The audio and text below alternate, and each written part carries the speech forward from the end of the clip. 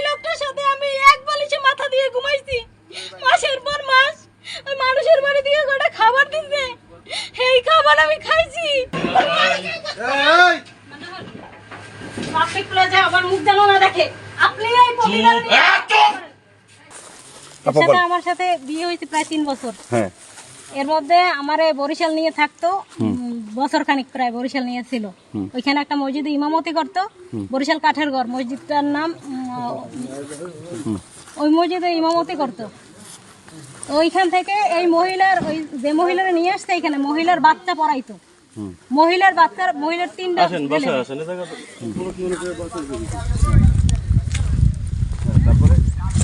3টা বাচ্চা। মহিলার প্রথম বাচ্চাটা মনে হয় 14-15 বছর বয়স, তারপরেরটা 12-13 বছর বয়স, আর সাথে একটা আছে এটা মনে হয় 5-6 বছর বয়স, সাথে আছে ছেলে। এটা এই মহিলা আমার স্বামীর সাথে চলে আসছে। আমার স্বামী এই মহিলারা নিয়ে চলে আসছে। হের আর কোনো খোঁজ নাই, হে কোথায় আছে, কি করতে না করতে অনেকদিন পর্যন্ত আমার লাগে ওইভাবে যোগাযোগ করে না। পরবর্তীতে তার সাথে আমি অনেক অনুনয় বিনয় করেই মনে করেন যে তার সাথে আমি যোগাযোগ ওইভাবে সচল রাখছি। আমার এতদিন পর্যন্ত শুধু আশা দিয়ে রাখছে যে আমি আসবো, ওই মহিলারা আমি ছাড়বো। ওই মহিলা নাকি ব্ল্যাকমেল করে আনছে আমার স্বামীরে। এই মহিলারা সামনে আনেন, মহিলারা সামনে আনেন। আসুক আসুক, এই আস্তে আস্তে বলে যান, আস্তে আস্তে আস্তে আস্তে আস্তে আস্তে আস্তে আসতে দেন। আমার স্ত্রী পরকীয়া করলে সে কখনো স্ত্রী হয় না। কিসের স্ত্রী? ওর ফোনটা নেন হাত দিয়ে। আচ্ছা আসুক আসুক আসুক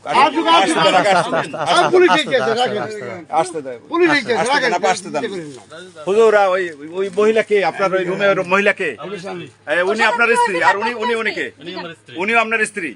তাহলে আপনার এই যে উনি বড় বউ না, সে জানে না তো? আপনি জানেন যে বিয়ে করছে? তাহলে আপনি এটা স্থানীয় লোকজন, সে তো জানে না যে আপনার স্ত্রী। তাহলে আপনার তার জানানো উচিত ছিল না? আস্তে আস্তে দাঁড়ান। আমার স্বামী আছে, আমার সন্তান পেড়ে তোরে কইছি না আমি। তুই কেমনে আমার সংসার ভাঙছ? তুই কা? আপনি অন্তঃসত্ত্বা ম্যাডাম? ভাই এই ম্যাডাম, সন্তান আছে। এই ম্যাডাম আপনি অন্তঃসত্ত্বা? হ্যাঁ আমি অন্তঃসত্ত্বা। আমার পেটে এই প্রায় 4 মাসের বাচ্চা আমার পেটে। এই অবস্থা আমার ভালাই রেখে এই মহিলা আমার স্বামীর সাথে ব্ল্যাকমেল করে আসছে। 3টে বাচ্চা বলে মুহূর্তে আমার স্বামীরে ব্ল্যাকমেল করে। আমার স্বামী তার কাছ থেকে গেলে সে তার কেস করবে, মামলা করবে, এগুলাই করে।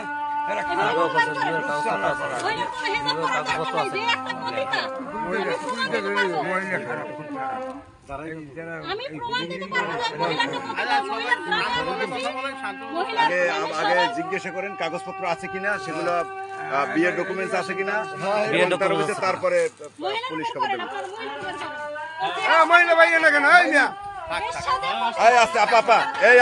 এই শোনেন, আপনাকে না বলে সে আরেক মহিলা নিয়ে আসছে, আপনাকে না রেখে। আপনি অন্তঃসত্ত্বা তো একটু ধৈর্য ধরেন, একটু ধরেন। আপনি অশালীন কোনো কথা বলবেন না তাকে। আসলে এই মহিলাকে আমরা নিশ্চিত হই যে এই হুজুর ইমাম সাহেব যে মহিলা নিয়ে আসছে, মহিলা নিয়ে থাকে এই অন্ধকার কুটিরে।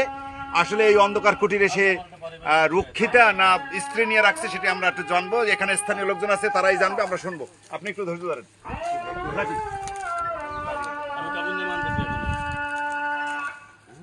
আপনি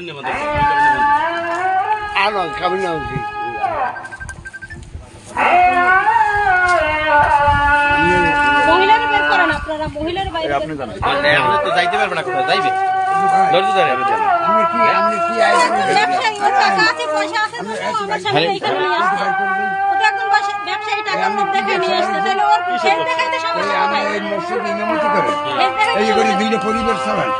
কত টাকা বেতন পান মসজিদ? হ্যাঁ, কত টাকা বেতন?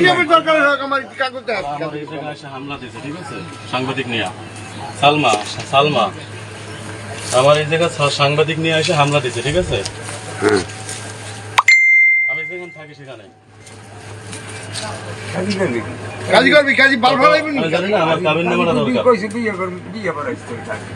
কাবিন নেওয়া দরকার।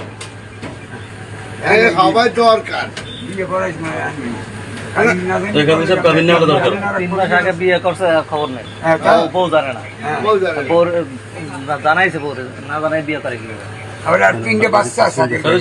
আমার কাবিন নেওয়া দরকার।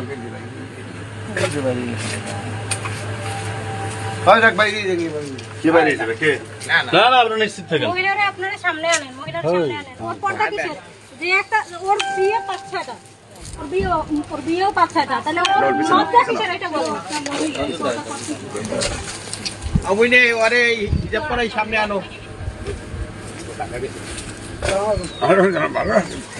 আমি ওরে বলি যে আমার পেটে একটা সন্তান, এই অবস্থায় আপনি আমার সংসারটা ভাঙেন না।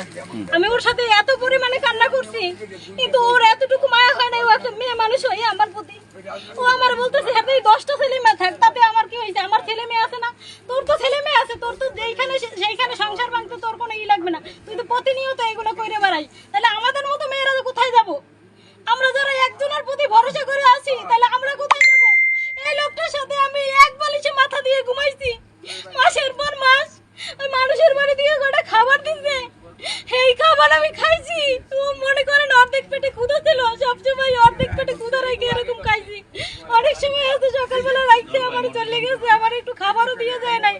আমি খাবারের জন্য একটু হাহাকার করছি, মনে হইতো যদি একটু পান্তা ভাত মরিচ দিয়ে একটু লবণ দিয়েও খাইতে পারতাম, তাইলেও মনে করেন যে আমার কষ্টটা একটু কমতো। দিনের পর দিন, মাসের পর মাস এরকম কষ্ট করে আমি এর সাথে থাকছি। আর এই মানুষটা কিভাবে পারলো আমার সাথে বেইমানি করতে, আপনারা জিজ্ঞাসা করেন।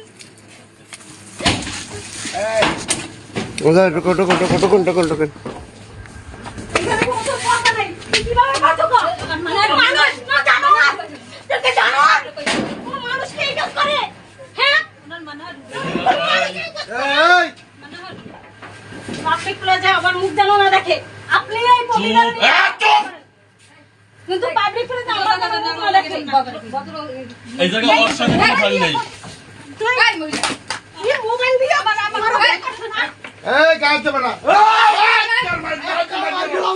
চুপ। হ্যাঁ আমি গায়ে দিচ্ছি না। আমি গায়ে দিচ্ছি না। আমি গায়ে দিচ্ছি না। আমি তো ধরে রাখছি।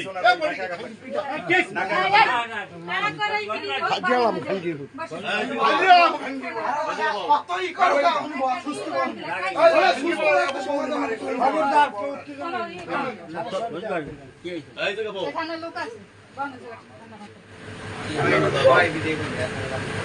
আমার ভুল হয়ে গেছে ওই মহিলাটার 3টে বাচ্চা। ওই মহিলা কই? ওই মহিলা আমি সবার ছবি দেখে একদম দেখেন যে আপনার বাচ্চা এখানে? আপনার বাচ্চা কোথায়? এই আপনার বাচ্চা কোথায়? হ্যাঁ বাড়িতে। এই আপনার কি এর সাথে বিয়ে হয়েছে? এই উনি অ্যাক্সিডেন্ট হয়েছে, মহিলা আঘাত পেয়েছে, ওনার এই সাইডে নেন। এক বাচ্চা আছে দাদা, এক বাচ্চা আছে লগে। লগে একটা বাচ্চা আছে? হ্যাঁ বাচ্চা কই? লগের বাচ্চা কই? এই পোলা দিকে নাও। আর দুগ্গ থিয়ে আইছে।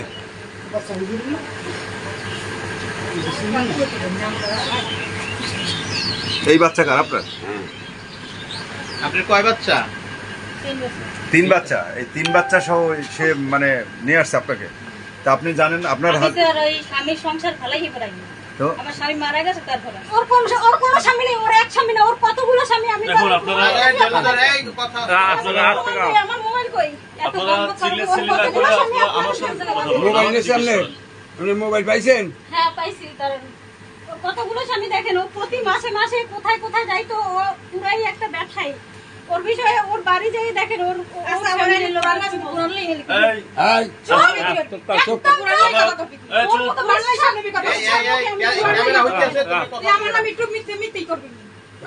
আমি বা 3টে পরকীয়া করে একটা বেড়া লাগে সংসার ভাঙতে। তুই কি না পারো? আমি কি করছি? তুই কি করছিস?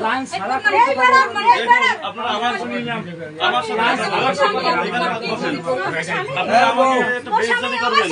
তুই কিভাবে কি করলি? আমি কার সংসার আমি ভাঙিনি, আমি নষ্ট করিনি।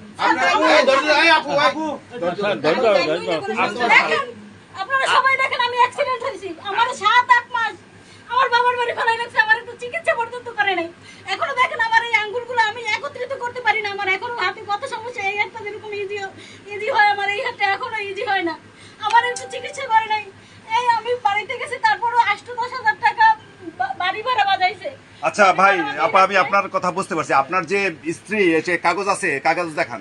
এই আপনারা এই এলাকার লোকজন মানে মসজিদের এই মসজিদে চাকরি করেন আপনারা তো সেটা তো আসলে দেখাবেন সে আসলে কি নারী কি তার বৈধ না অবৈধ সেটা একটু জানতে চান আপনারা নাকি না জানতে চাইবেন না নাকি তাহলে সেইটা দেখান নাহলে একটা মসজিদের ইমাম এভাবে থাকতে পারে আপনি তো আপনার স্ত্রীকে বিয়ে করছেন। জি আমি দেখুন হ্যাঁ বলেন। আমি স্ত্রী আমি যেখানে নিয়ে যাই কেউ তো কাগজপত্রের সাথে নিয়ে যায় না আমি বলি কেউ তো সচরাচর কাগজ সাথে নিয়ে যায় না আচ্ছা বলেন, আপনি বলা শেষ করেন। হ্যাঁ। যদি আমার সন্দেহ থাকে এই আপনি যে ওনাই আঘাত পাইছে উনি মনে হয় আপনি ওই ছেড়ে যাই ফ্রেশ হবে রক্ত বেরিয়েছে জানো ছেড়ে যান ছেড়ে যান ওই পেছনে যদি সন্দেহ থাকে যিনি আমার স্ত্রী আপনারা এর বাড়িতে কথা বলেন খবর না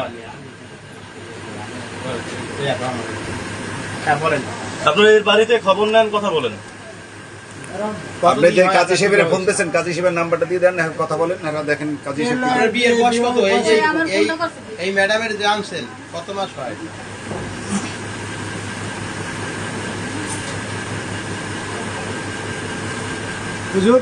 যে বিবাহ করছেন এর বিয়ের বয়স কয় মাস হয়েছে? কয় বছর বা কয় মাস? এর বিয়ে করছি বিয়ের বয়স আমার হচ্ছে এই 3 মাস 3 মাস প্লাস 3 মাস উনি যেমন না। আরে বেটা তাহলে আপনি মনে হয় ওকলাতি হ্যাঁ আপনাদের এইখানে আসার আগে আমি একে বিবাহ করছি ওনার লইয়া এখন বিয়ে এক বসা জায়গায় না না না না না বিয়ে করে এখানে চাকরিতে আসছি যাক, বিয়ে করিয়া কাদের মেয়ে আসে? ও বউ কই করবেন আসে? কি এদিকে আসে।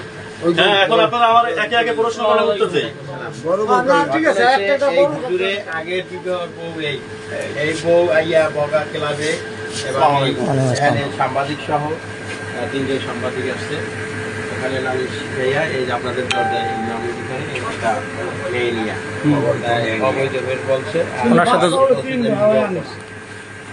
হ্যাঁ, 3 মাস হয়। দেখেন বাচ্চা তিনটা আমি দেখাই আপনাদেরকে আমি দেখতে পারি কত বড় বড় তাহলে এখানে তো তাকে দেখাই থেকে বলেন না মিথ্যে কথা কেউ বলেন না দেখেন এত বড় বড় বাচ্চা রাইখা ও কিভাবে এরকম একটা সংসার ভেঙে আসে ও কি বুঝে না এবং এই এখন একটা সংসার ভাঙা মানুষের অপরাধ না, এই চিল্লাচিল্লি করবেন না, আপনি এই যে চিল্লাচিল্লি করতেছে এই জায়গায় এসে আমাকে বেইজ্জতি করতেছে আমি তো একে না না আপনাকে বেইজ্জতি করছে কি আপনি বিয়ে করছেন আপনার স্ত্রী তো অন্তত জানানো উচিত ছিল যে আপনার স্ত্রী অন্তত যেহেতু সে আপনার পরিচিত আপনি তো তার খোঁজ খবর না তাকে মারধর করছেন সেটা সে অভিযোগ করলো হইলে বড় বড় অনুমতি নিতে হয়। না এর সাথে আমার সাংসারিক লাইফে কোনো বনাবনি নাই এটা মিথ্যা কথা পুরোপুরি পুরোপুরি মিথ্যা কথা তাই তো তার সাথে আপনার সাথে কি ডিভোর্স হয়েছে না ডিভোর্স হয় না আমি তাহলে- তাকে তালাক দিয়েছি কিভাবে তালাক দিছেন তালাকের কাগজ তাহলে তালাক দিলে আপনি এইমাত্র তারা জড়াই ধরলেন কেন আমি বলি শোনেন। এইমাত্র আপনি এই জন্য তো আপনারা আপনারা কিছু বলেন না কেন এইমাত্র জড়াই ধরলেন কেন আপনি তালাক দেওয়া স্ত্রীকে জড়াই ধরেন কেন এই দেখেন এটা হচ্ছে ওনার বড় মেয়ে এটা এই বড় ওনার মেয়ে? হ্যাঁ লাভ হচ্ছে তাহলে না না আমার এটা হচ্ছে ওর মেজো মেয়ে। কিরম করে কাল দেখেন এইটা আপনারা দেখেন এটা হচ্ছে ওর মেজো মেয়ে আর এই হচ্ছে ছেলে এই তিনটা বাচ্চার মা কিভাবে একটা আমার সংসার কথা বলতে দেন এই অ্যাক্সিডেন্ট হলে মরে যাবে আপনি ধরতে কেন বুদ্ধি নাই ধরলেন কেন? তালাক দেওয়ার নামে আপনি ধরলেন কেন? আমাকে কথা বলতে দেন তাহলে আপনি তারে ধরলেন কেন আমাকে কথা বলতে দেন বলছেন আপনি তো বললেন এইমাত্র তারে ডিভোর্স দিয়েছেন তাহলে আপনি তারে আবার জড়াই ধরলেন কেন আমার অনেক আপনি জড়াই ধরলেন কেন আপনারা এখানে এতগুলো লোক আপনাদের কথার ভিতরে আমার লিপসিং হতে পারতাম আমাকে কথা বলতে দেন আপনারা এখানে এতগুলো লোক এতগুলো এরকম ক্যামেরার সামনে প্রেসের লোক আমার কথা লিপসিং হতে পারে আপনারা আপনাকে আমাকে কথা বলতে দেন বলেন আপনি করে রাখছ তো এখন কি সমাধানে আসতে পারে? এটার সাথে আমার সাংসারিক অবস্থায় কোনো বনাবনি ছিল না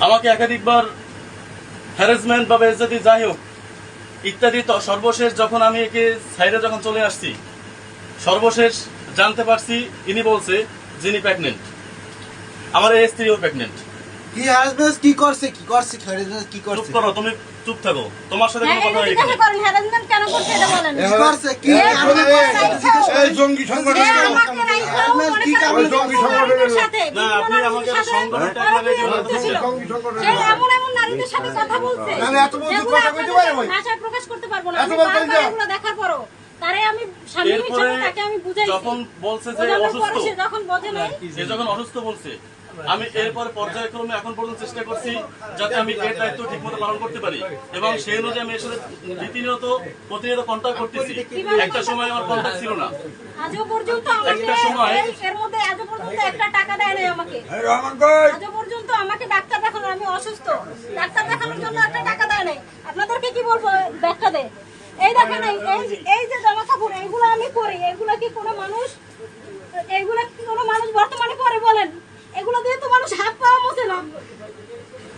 এই দেখেন আমার জুতাটা পর্যন্ত ছিঁড়া, আমার জুতাটা পর্যন্ত ছিঁড়া। কি হালে আমি আছি, আমাকে কি হালে রাখছে? আমি কি এত বড় অন্যায় করছি? এই মানুষটার ভালো থাকে, আমি না খাইও থাকি। এরপরে এ আমার সাথে যখন এই ঝামেলা হয়েছে, হওয়ার পরে বলছে আমার সাথে সংসার করবে। আমি বলছি, একে বলছি ঠিক আছে তোমরা দুজন আমার লাইফে থাকো। এ থাকবে না। দুজন কিভাবে থাকবে? যে 7,000 টাকা বেতন পায় সে তো আমারই ভরণ পোষণ দিয়ে সারা বছর রাখতে পারে নাই, আমারই খাওয়াইতে সেটা পারে তো নাই, আমার ব্যাপার, আমি কি পড়াইতে করে পারে নাই। তাইলে এখন কি করে রাখছেন না, সারা দুই বছর কাপ আমাকে নিয়ে রাখছেন, 2500 টাকা দেখছি না দেয়। বরিশাল নিয়ে রাখছেন, খাবার ঠিক মতো দেন নাই, বাসা দিয়ে খাবার দিয়ে তুমি গেছে যেটা মানুষ। দেখিয়েছো, জি দেখিয়েছো। দেখি শুনছি না, আমি শুনছি না, আমার কথা আমার যতটুকু বলতে শুনছি দাও। অতটুকুই তো আমার কথা বলতেছি। আমার বলতে দাও। যে সংসার লাইফে খাবারের যদি একটু কষ্ট থাকে সেটা যদি বাবার বাড়ি যাই বলে, আচ্ছা, আর সারাদিন থাকতে আমার পারেন, উপর যে একটা দুইটা বউ রাখতে চায়, মেন্টালি তার- কথা তার বলতে বলে, এগুলো কি ঠিক? কি কোনো পুলিশের পোশাক পরিবর্তন হইলো, পুলিশের ব্যবহার, পুলিশের আচার আচরণ পরিবর্তন হয়নি।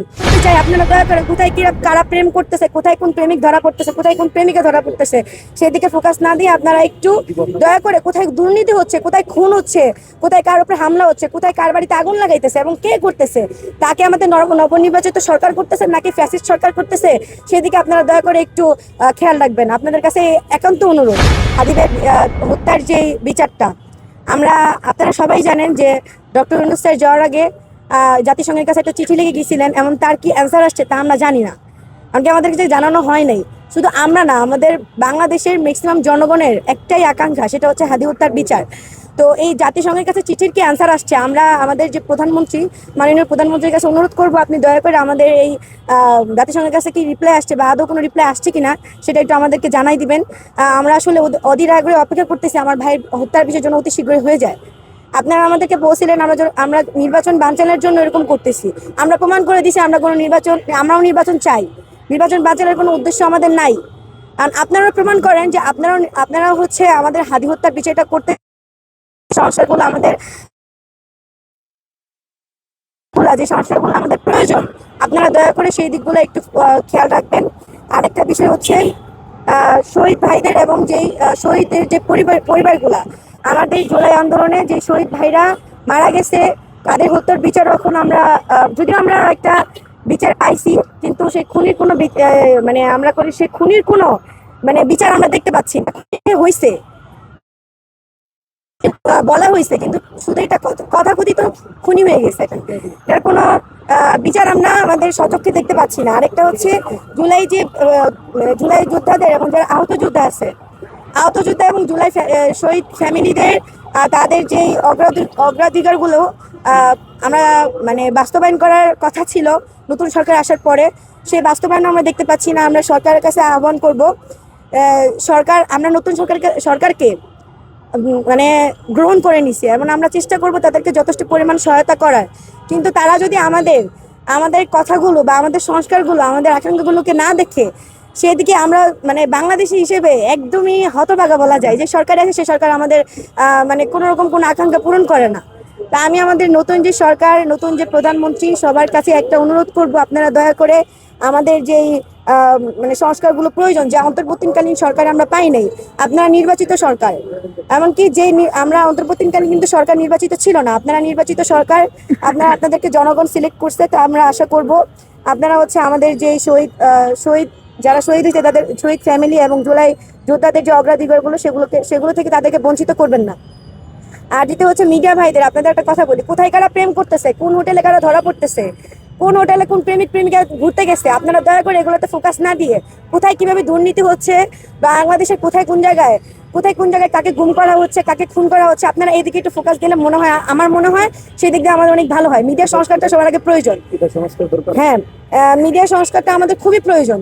মানে আপনারা যদি কোথায় প্রেম হচ্ছে, কোথায় মানে কে উন্নতি করতেছে, কোন নায়ক নায়িকা কোন জায়গায় যাচ্ছে, কোন নায়ক নায়িকা কোন দেশে থেকে কোন দেশে যাচ্ছে, এদিকে ফোকাস না দিয়ে আপনারা কোথায় দুর্নীতি হচ্ছে, কোথায় কোন জায়গায় খুন হচ্ছে, আপনারা যদি এগুলা বিষয়ে ফোকাস দেন, মনে হয় আমাদের দেশে থেকে যে মিডিয়ার ব্যাপারে যে একটা খারাপ ধারণা আছে জনগণের বা আমাদের, সেটা চলে যাবে।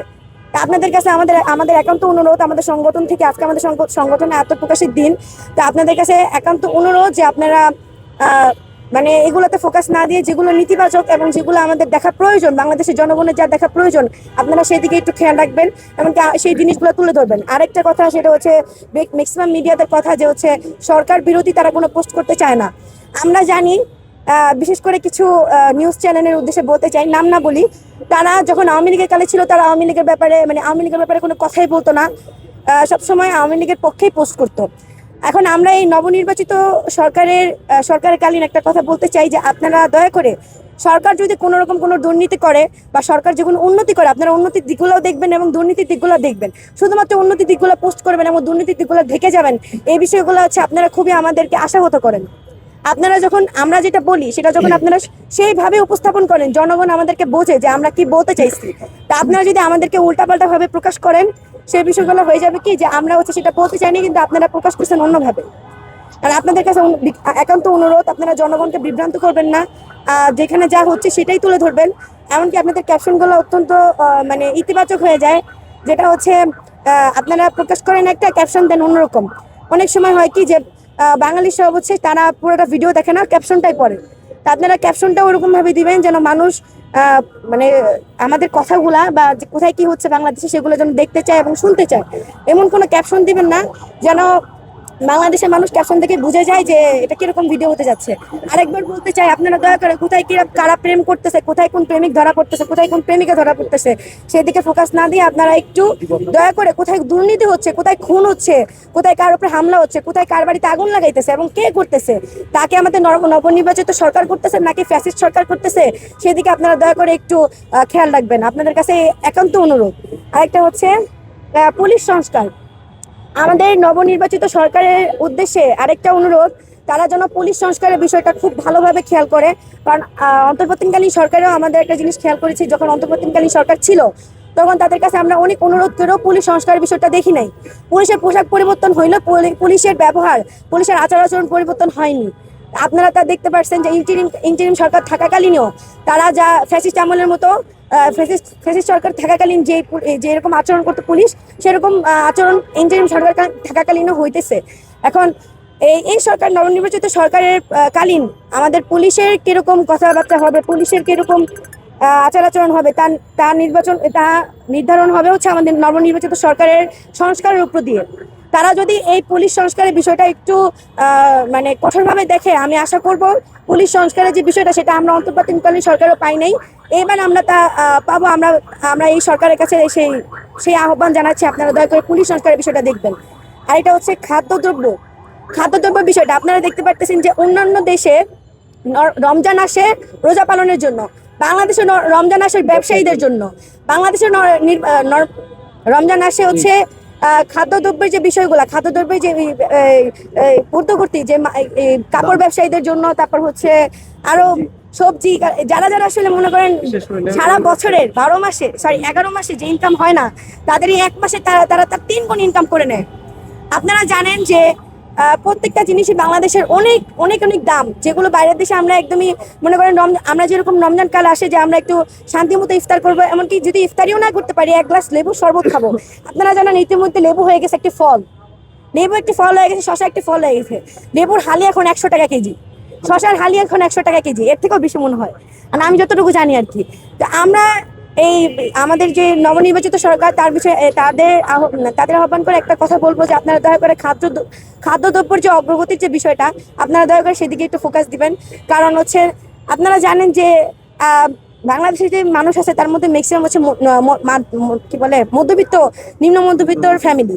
তারা হচ্ছে আদার্স ফলগুলো না খাইতে পারলেও একটু লেবু শরবত খায় ইফতারের সময়। সে লেবু যদি এখন ফলের মতো হয়ে যায়, তখন দেখা যাবে কি পানি ছাড়া তার লেবু শরবতটা খাইতে পারবে না। তো এই যে লেবু একটা ফল, তারপর লেবু আসলে সংসদে শপথ করছে আপনাদের সাথে, সে হচ্ছে 100 টাকা হালির নিচে আসবে না। এখন আপনারা এই রমজান মাসটা যেন বাংলাদেশে এই ট্যাগটা যেন উঠে যায়, যেন আদার্স দেশে যে রমজান মাসটা আসে সেটা হচ্ছে রোজা পালন করার জন্য। আমাদের দেশে রমজান মাসটা আসে হচ্ছে ব্যবসায়ীদের জন্য, কাপড় ব্যবসায়ীদের জন্য। তাদের যে একটা মানে দাম শুনে মনে হয় কি যে মানে কি বলবো, যে মনে হয় যে বাংলাদেশ এই ঢাকার যে মানে আমি যেটা দেখতেছি রিসেন্ট হচ্ছে খাবারের যে কাপড়ের যে দাম বাকি 11 মাসে এত দাম হয় না, এই রমজান মাসে যে দামটা হয়। তো আমি আবারও আহ্বান করতেছি আমাদের সরকারের নবনির্বাচিত সরকার যে আপনারা সব দিক দিয়ে খেয়াল রাখবেন, বিশেষ করে খাদ্যদ্রব্যের দিকে, পুলিশ সংস্কারের দিকে এবং কি মিডিয়া ভাইদের আপনাদের উদ্দেশ্যে আরেকবারও বলতেছি যে আপনারা দয়া করে কোথায় কোথায় কি হইতেছে, কোথায় কোথায় প্রেম হইতেছে, কোথায় কোথায় কোন সরকার কার সাথে পালাই যেতেছে, তো এগুলা না বলে, এগুলা না দেখে, এগুলা না প্রকাশ করে আপনারা কোথায় দুর্নীতি হচ্ছে, কোথায় খুন হচ্ছে, কোথায় কে আগুন লাগাই দিতেছে, এবং সেটা যদি সরকারও লাগায়। ধরেন আমি যদি বিএনপিকে উল্লেখ করি যে অনেক মিডিয়াকে আমি দেখতেছি যারা বিএনপির বিরুদ্ধে এখন কিছু বলতে চায় না। আপনাদের ভয়টা কিসের যে আপনাদেরকে এসে বিএনপি করবে? আপনারা সেটাও প্রকাশ করবেন যে বিএনপি আমাকে হুমকি ধমকি দিচ্ছে, আপনারা সেটাও প্রকাশ করবেন। আপনাদের যদি কেউ মানে সঠিক নিউজ প্রকাশের জন্য কেউ হুমকি দেয়, আপনারা সেটা প্রকাশ করবেন যে আমি আমরা একটা সঠিক নিউজ প্রকাশ করতে যাচ্ছি এবং কি সেটার জন্য আমাকে হুমকি ধমকি হচ্ছে। তাদের এটা যদি আপনারা আমাদেরকে জানান, আমরা আপনাদেরকে সহায়তা করার চেষ্টা করব। তা আমি হচ্ছে এই বিষয়গুলো আপনাদেরকে, এরা যদি আজকে আত্মপ্রকাশের দিন আর কোনো বিষয়ে কথা না বলি, আপনাদেরকে অনেক ধন্যবাদ। বাকিটা আমাদের জাতীয় বিপ্লবী মঞ্চের সদস্য সচিব আয়েশ ভাই কথা বলবে। আপনাদের কাছে আজকে এই কথা বলে আমি বিদায় নিচ্ছি। আপনাদের কাছে আবার আহ্বান জানাই ভাই, আপনারা দয়া করে